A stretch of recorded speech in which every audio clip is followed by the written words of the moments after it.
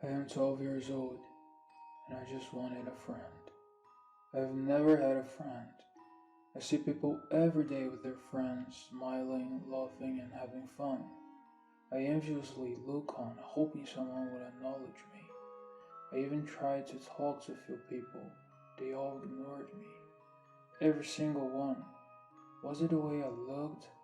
Did I smell funny? To make the loneliness worse, I don't even see my parents anymore. They just were gone. One day, I was sitting on a bench at my favorite park when I overheard a group of three kids talking about an old abandoned house in the outskirts of town. I was staring directly at them, and when they left to go to the house, I followed. I stayed a little ways behind them as they treaded along the sidewalk, laughing and joking, as people with friends do. Finally, they stopped and faced their destination. It was a giant mansion, but it was not pretty. It was terrifying. Moss and algae were covering the house.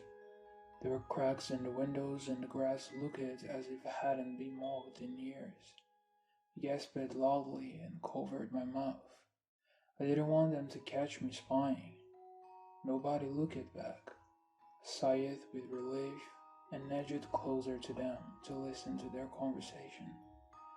The leader of them, a tall boy with glasses who looked to be only a year or two older than me, said, "This is where it happened. 50 years ago. A man broke into this house, murdering the husband, wife, and their son." I looked up at the side for sore eyes and shuddered. What were their names? A girl about my age whispered. The tall boy grinned. Terry and Linda. Their son's name was Isaiah. He was never found. Horror filled my eyes as I looked at the giant mansion, a relic of what it used to be. Isaiah, Isaiah. And I remembered, my name is Isaiah. For a moment I was silent and waited with bated breath. The tall boy continued his story. It is said he still roams the town. If you listen really quietly sometimes, you can hear him. The boy said, breathing slowly and eerily. Tears filled my eyes. I shouted, "No!"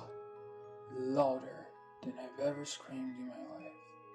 The group of three kids panicked and ran away as fast as they could. I slowly walked up to my old house.